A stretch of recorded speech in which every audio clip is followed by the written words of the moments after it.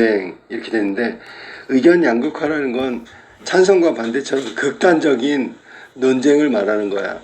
그러면 그렇게 가면 결론이 없겠지.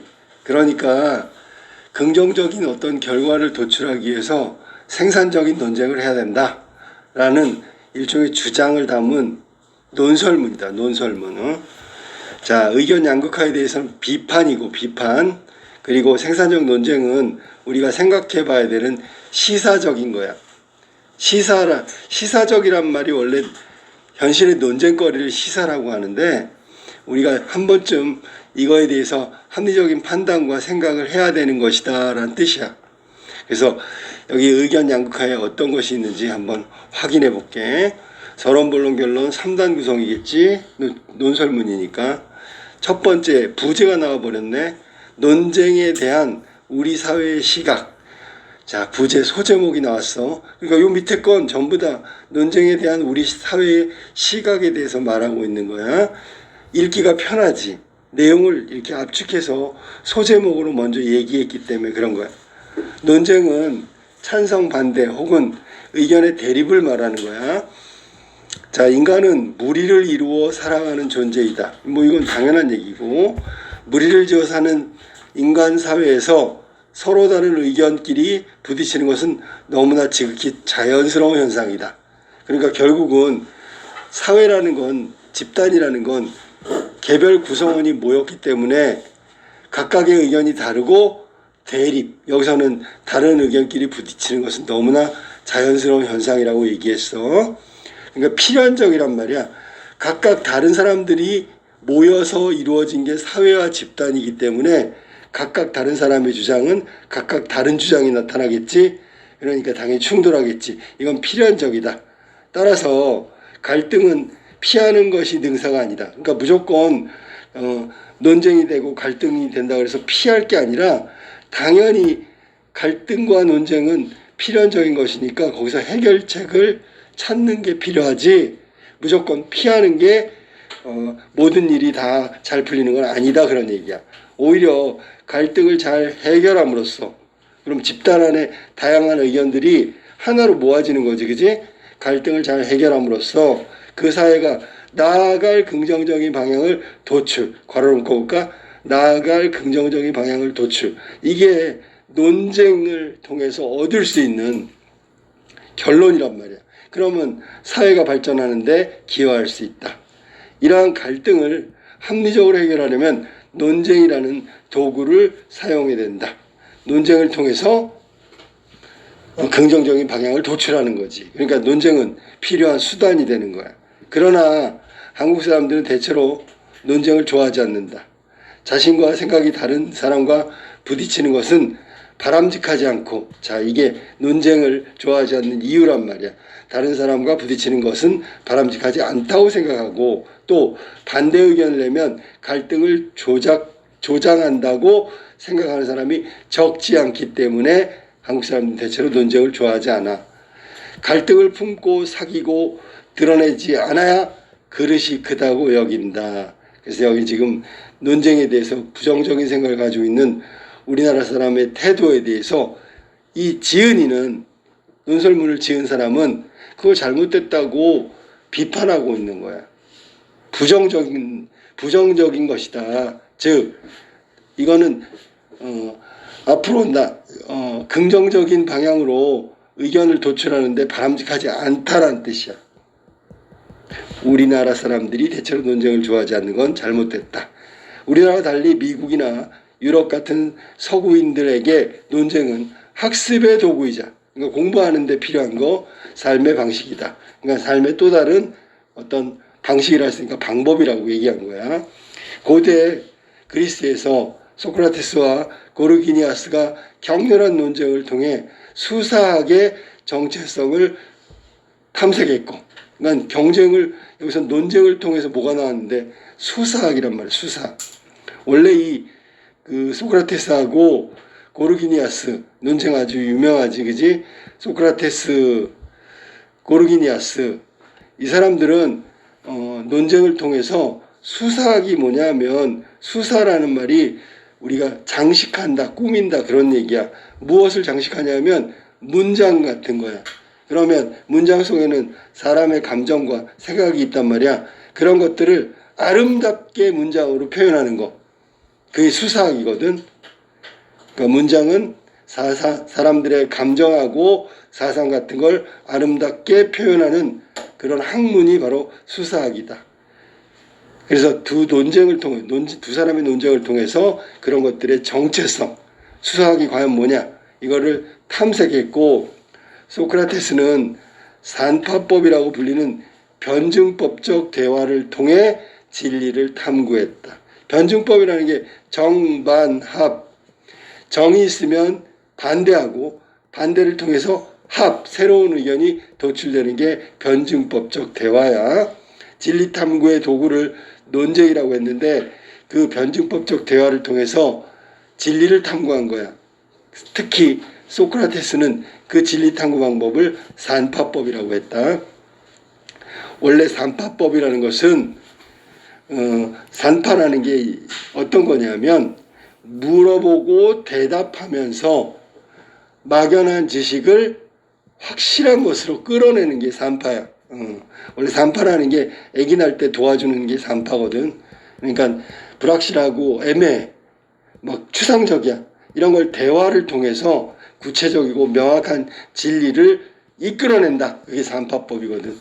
오랜 역사를 지닌 서구의 정당들은 격렬한 토론, 논쟁이겠지, 훌륭한 정책들을 탄생시켰고, 그러면 정치가들은 논쟁을 통해서 정책을 만들었고, 그 다음에 논쟁을 통해서 서구에서는 학습의 도구이면서 삶의 방식이라고 얘기했단 말이야.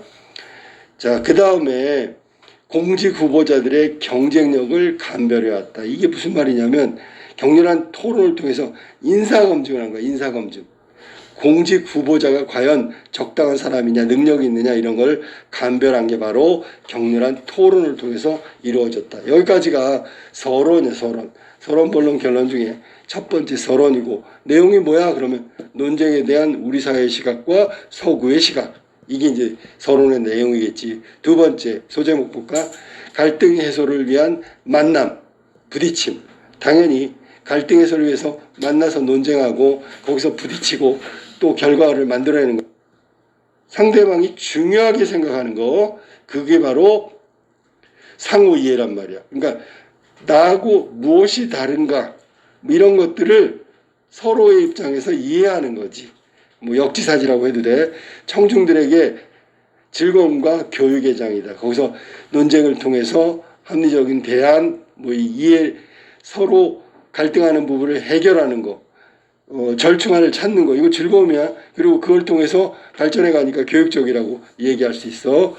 서로 부딪히는 지점을 논쟁 용어로 접점이라고 한다. 접점. 아까 논점과 논점, 서로 다른 논점이 이렇게 가운데로 모여지는 게 접점이야. 접점이라고 하는데 상호 갈등 해소를 위한 개념적 장소쯤으로 풀이할 수 있다. 그러니까 이거를 뭐라고 하냐면, 접점이라는 게 원래 논점과 논점, 서로 다른 논점이 절충되는, 맞닿는 부분인데, 사실은 그 부분을 장소적 개념으로, 개념적 장소로 이해하면 되는 거야. 사람들 있잖아, 서로 이렇게 와가지고 만나는 것처럼 논점과 논점, 서로 다른 대립된 주장들이 이렇게 만나는 거야. 그러니까 상호갈등 해소를 위한 개념적 장소가 바로 접점이라고 생각하면 돼요. 실제로는 장소가 아닌데 장소쯤으로 생각하면 쉽게 이해할 수 있다, 그런 얘기야. 자, 본론이 의견의 집단 편향, 한쪽으로 치우친 거지. 양극화, 극단적으로 멀어진 거지. 이러한 접점에서 만나지 않는 사람들, 그러면 접점에서 만나지 않는 사람들은 아예 만남과 부딪힘, 논쟁을 하지 않는 사람들이고, 즉 다른 사람의 의견을 듣지 않는 사람들은 마치 메아리 방에서 사는 것처럼. 메아리 방? 그러면 자기가 떠든 걸 자기가 듣기만 하는 거야. 그러니까 상대방, 나와 다른 사람의 이야기는 듣지 않고 있는 게 마치 메아리 방에서 혼자 살고 있는 사람들, 즉 다른 사람의 의견을 듣지 않는 사람들, 서로의 말을 듣고 살아갈 가능성이 크다. 그럼 남의 의견은 듣지 않고 자기의 소리만 메아리 쳐서 들리니까 이 사람은 다른 사람의 의견을 이해할 수도 없지. 상호 이해라는 즐거움과 교육의 장은 아예 애초부터 존재하지 않는 거지. 자, 아니면 비슷한 생각을 가진 사람끼리만 만나 동종교배. 그러면 동종교배하면 맨날 거기서 똑같은 형질이 나오는 거잖아. 발전이 없는 거지, 그지? 동종교배하듯 역시 비유적 표현이고, 서로 동의하며 기존의 입장을 기형적으로 견고하게 다질지도 모른다. 기형적으로 다진다는 게 뭐냐면 맨날 똑같은 거를 똑같이 답습하는 거야. 발전이 하나도 없는 거야. 동종교배에서 더 우등한 형질이 나올 수 없고 계속 똑같은 것만 나오는 거지. 그런 거랑 다를 바가 없는 게 접점에서 만나지 않는 사람들, 다른 사람의 의견을 받아들이지 않는 사람들. 위에서 말한다면 논쟁을 통해서 만남과 부딪힘을 외면하는 사람들을 말하는 거지. 서로 다른 의견을 가진 사람들은 각각의 집단 편향은 한쪽으로 쏠린 거라고 그랬지. 집단 극화라고도 하는데 쏠림 현상이 강화된다. 그게 바로 기존의 입장만을 기형적으로 견고하게 다지는 거야. 그러니까 다른 사람 입장을 전혀 생각하지 않고 자기 주장만 고집스레 계속 밀고 나가는 게 바로 집단 극화, 집단 편향이란 말이야. 이러한 현상은 인터넷 시대에 들어서 더욱 심화되고 있다. 편향이라는 건 자기가 보고 싶고 듣고 싶고 자기 구미에 맞는 것만 취하는 것을 편향이라고 한단 말이야. 최근 각종 연구 결과에 따르면 이전과는 다르게 사람들은 소수의 여론 주도자에게 끌려다니지 않고, 그러면 옛날에는 어때? 소수의 의견에 끌려다닌 거지, 그지?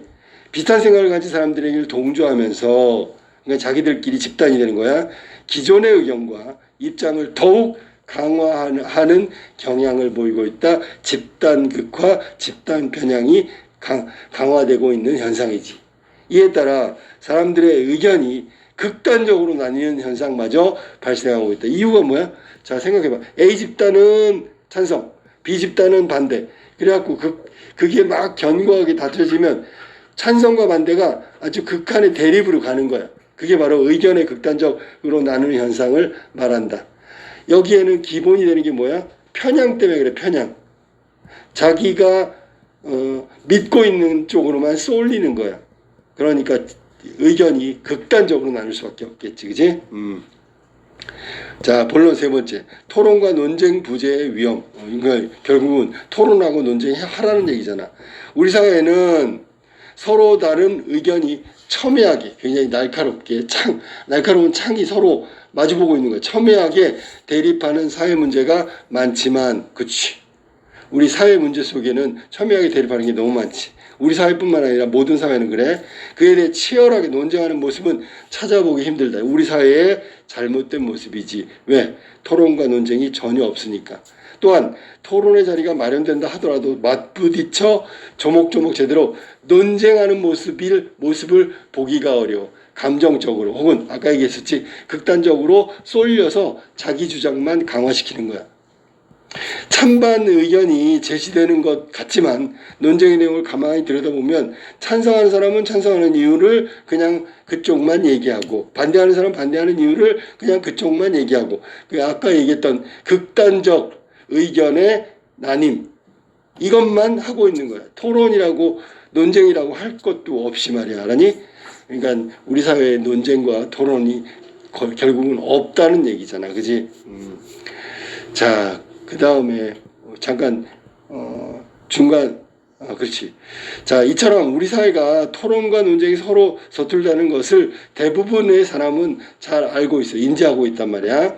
그러나 토론이 없는 거, 부재, 논쟁이 불가능한 거, 사회가 가져오는 부작용이 얼마나 큰지는 제대로 인식하지 못하는 것 같다. 그러니까 토론과 논쟁이 없다는 건 아는데, 그러면 나중에 얼마나 부정적인 결과가 올지에 대해서는 잘 모르고 있단 말이야.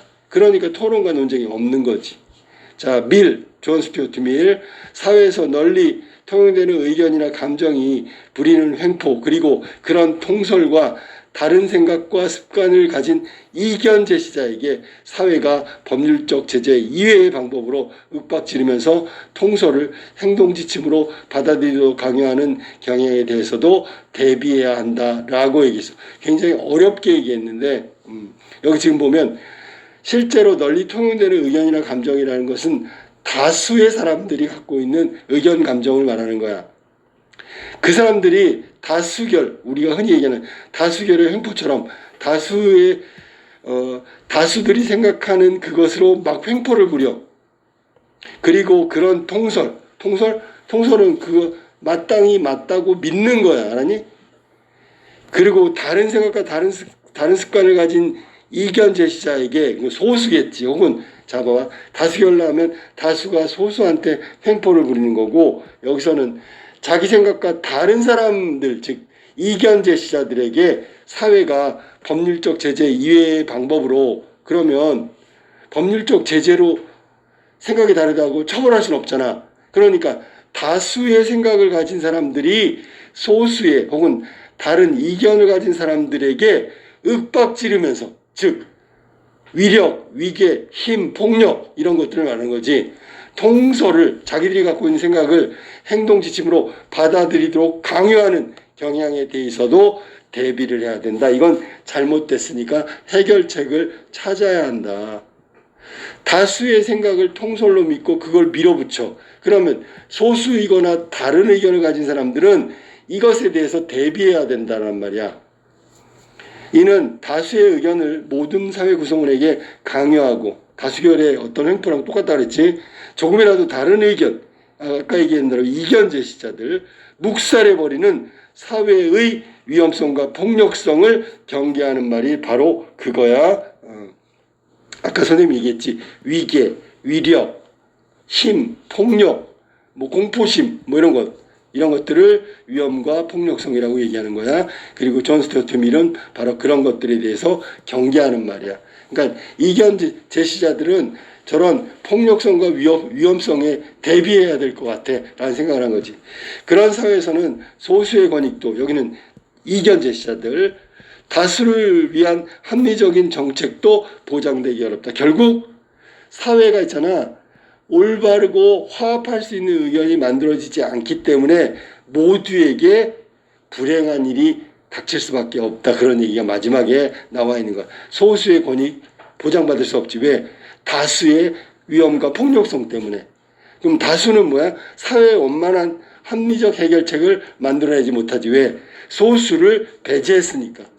그럼 결국은 합리적인 정책이 나올 수가 없는 이유다. 결과적으로 토론과 논쟁이 없으면 이렇게 마지막에 사회에 합리적인 정책 만들어질 수가 없다. 그러면 합리적인 정책이 없으면 소수건 다수건 간에 모두 피해를 본단 말이야. 이게 논쟁과 토론이 없기 때문에 일어난 아주 치명적이고 아주 부정적인 결과를 말하고 있는 거야. 존 스튜어트 밀의 어떤 철학자의 얘기를 통해서 주장의 신뢰성을 또 강조하고 있다라는 얘기야. 결론, 의견 스펙트럼의 중간층이 두터운 사회. 스펙트럼이라는 게 원래 빛이 통과하면서 다양한 색깔들을 내는 게 스펙트럼이잖아. 그러면 의견 스펙트럼의 중간층은 중간층이 두텁다 그랬어. 두꺼워야 된다 그랬어. 그런 사회가 어떤 사회인가 보자. 물론 모든 소통이 그러하듯 논쟁의 출발점도 상대방의 입장을 듣는데, 아까 얘기했지, 역지사지라고 시작한다. 상대방의 논리에서 허점을 찾아내고 상대방이 납득할 만한 이유를 제공하는 거, 우리가 보통 반론이라고 얘기하지. 상대방의 주장 중에 잘못된 부분을 잡아서 그것에 대해서 반박하는 거야. 그리고 그게 잘못됐다는 이유를 설명하는 거지. 이게 논쟁의 규칙이란 말이야. 자기 주장만을 편향되게 계속 주장하는 것이 아니라, 그러자면 어울리기 싫어도 다른 생각이 나는 이들과의 대화를 하고, 이게 논쟁이란 만남, 그들의 입장을 들어야 하고 부딪혀야 하고 그렇게 해야 된단 말이야. 결국 소통하기 위해서는 듣고 만나서 들어야 된다는 얘기지. 미국의 법학자 선스타인은 나는 너의 의견에 동의하지 않는다라고 말하지 않는 사람들은 집단의 의견에 동조하거나, 자, 여기 집단의 의견은 뭐야? 다수의 생각, 통솔이라고 얘기든 강화된 자기 의견 속에 안주하려고 한다. 이게 다른 사람 얘기를 안 듣는 사람은 자기 주장에 묻혀 있거나 아니면 대다수의 사람들의 의견 속에 동조하고 있는 거야. 그러니까 의견이 다른 사람의 소리를 동의하지 않겠지, 그지? 그렇게 되면 자기 합리화와 상호 비방만 있게 된다. 자기 합리화는 뭐야? 자기 의견 속에 안주하는 거야. 그러면서 자기 의견이 무조건 맞다고 생각하는 거고, 상호 비방은 다른 사람의 의견에 동의하지 않는 거게 되겠지. 반대 의견을 내고 기꺼이 논쟁하는 사람들이 이러한 상황을 흔들 수 있는, 자, 밑줄 쳐. 생산적 논쟁. 드디어 나왔네. 생산적 논쟁. 적극적으로 토론에 임하고 논쟁을 해야지만 결국 생산적 논쟁이라고 했으니까 뭔가 좋은 결과를 얻을 수 있는 논쟁이 된다. 그러니까 기꺼이 반대 의견을 내는 거 좋은 일이지, 그지? 논쟁하는 거 바람직한 일이지. 그래야 생산적인 부분이 만들어진다라고 얘기한 거야. 치열하게 논쟁을 한다면 우리 사회의 의견 스펙트럼이 지금보다 더 다양해질 거야. 그러니까 여러 가지 빛깔로 산란하겠지. 쫙 만들어지겠지. 결국 사회는 다양한 의견들의 집합체니까. 논쟁이 활발한 사회는 의견 스펙트럼의 중간층이 두텁다. 그러니까 자, 선생님, 자, 봐봐. 스펙트럼을 통과해서 빛이 산란하고 쫙 이렇게 펼쳐지잖아. 마치 부채처럼. 근데 여기에 양쪽 극단적인 것보다 중간에 있는 것들이 다양하게 있다면 다양한 의견을 가진 사람들이 존재한다는 거잖아. 그러면 이 스펙트럼의 중간층이 두꺼워지면 질수록 그 사회는 건강한 사회가 되겠지. 다양한 의견이 공존하는 사회가 되겠지. 그런데 양쪽으로 극단적으로 하면 어떻게 돼? 예를 들어 스펙트럼이 흑과 백밖에 없어. 흑 아니면 백이야. 그럼 이건 문제가 있다는 거지, 그지? 의견 양극화와 쏠림 현상이 두드러진 곳에서는 집단들 간에 공유되지 않는 정보가 많아지고 소수자들은 침묵하게 된다. 이거 자, 봐봐. 현상이 두드러진 곳에서, 자, 양극화, 쏠림 현상, 이런 데서 집단들 간에 공유되지 않는 정보가 많아진다는 얘기는 각각 자기 합리와 상호 비방만 한다는 얘기야. 그리고 소수자들은 너무 숫자가 적어, 의견이. 그러니까 침묵하게 된다고. 말 안 한다고. 왜? 어차피 말해봐야 극단적인 의견 속에서 묻혀버릴 테니까. 그래서 사람들이 의견을 잘 내지 않는 사회가 되기 쉽다. 그런 곳에서는 의견의 양극단만 보이고 중간이 보이잖아. 그러면 스펙트럼의 중간층이 거의 없는 거지. 그러면 흑 아니면 백밖에 없잖아. 이건 건강한 사회가 아니야. 그 다양한 의견이 존재하고 논쟁하는 곳이 중간층, 스펙트럼의 중간층이 두꺼운 거고, 그게 건강한 사회라고 그랬지, 그지? 중간의 의견이 반영되지 않는 극단의 결정이 횡행하게 된다. 마구 설쳐되는 거야. 오늘날의 한국 사회는 과연 어떤가? 마지막에 물음을 던졌는데, 이게 이제 우리 사회가 혹시 양극단만 보이고 중간이 없는 그런 스펙트럼의 중간층이 얇은 사회가 아니냐, 건강하지 못한 사회가 아니냐라는 걸 한번 우리가 스스로 돌아보고 성찰하자. 성찰하는 어떤 주문이지, 그지? 그럼 결국은 변화를 촉구하고 있기도 하지. 뭐 중간층이 두터울 수 있도록 논쟁이 아주 활성화되고 양극단화로 치우치면 안 된다라는 얘기를 한 거야. 그래서 스스로 우리 사회를 돌아보고 성찰하고 또 앞으로 논쟁에 대해서 더 적극적으로 임하는 사회로 변화되기를 촉구하는 거야. 그러니까 촉구, 성찰과 촉구란 말이야. 자, 이게 지금 논설문, 이 의견 양극화와 생산적 논쟁이라는 논설문인데, 지금 쭉 알아봤지만 한국인들이 논쟁에 대해서 부정적인 태도를 취하고 있는 거, 이거에 대해서 비판했어. 일단 그 다음에 토론이라는 거 원래 필연적으로 부딪힐 수밖에 없는 거고, 거기서 생산적인 결과를 만들어내기 때문에 반드시 필요한 것이다.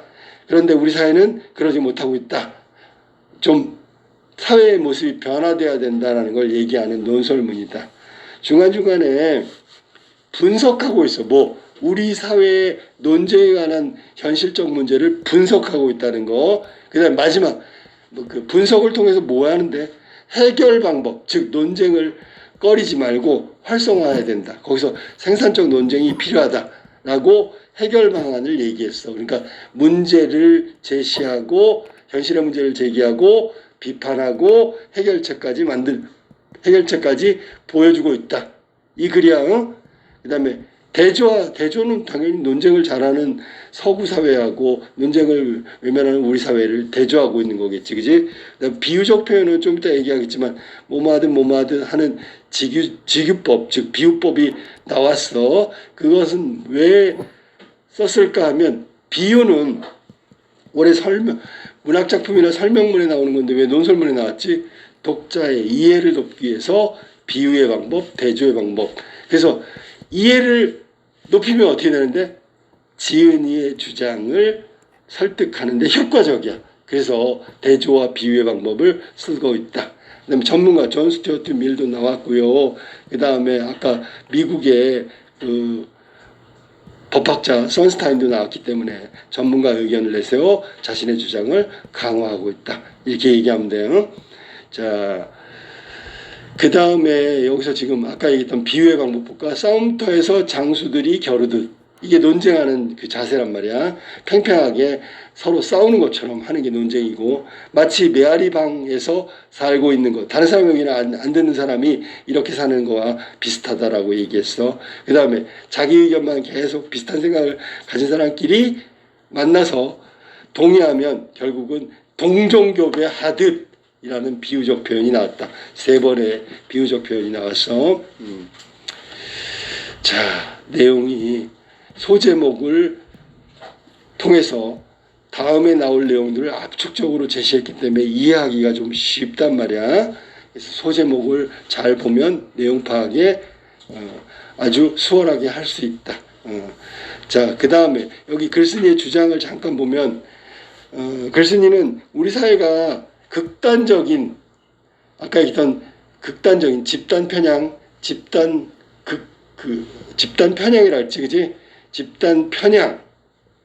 그 다음에 또 하나는 뭐냐면 그 집단 편향을 뭐라고 불렀냐면 집단 극화라 그랬는데 그게 우리 사회의 현재 모습이라고 주장하고 있는 거야. 그 다음에 대체로 한국인들은 논쟁에 대해서 부정적으로 인식하고 있다. 논쟁하는 걸 잘 볼 수가 없다. 이게 지은이의 주장과 생각이란 말이야. 자, 그럼 왜 우리나라 사람들은 논쟁에 대해서 부정적이고 논쟁하는 모습 보기 어려울까? 그러니까 논쟁이 뭔지를 잘 몰라. 그 다음에 이 논쟁을 안 했을 때 일어날 결과에 대해서 잘 모르기 때문에 논쟁을 안 하고 있는 거야. 그 다음에 이 문제를 해결할 수 있는 방법은 뭐야? 적극적으로 논쟁에 나서서 생산적 논쟁에 나서서 뭔가 반대 의견을 제시해야 된다. 이게 지은이의 주장이지. 그 다음에 의견 스펙트럼 중간층이 두꺼워져야 한다.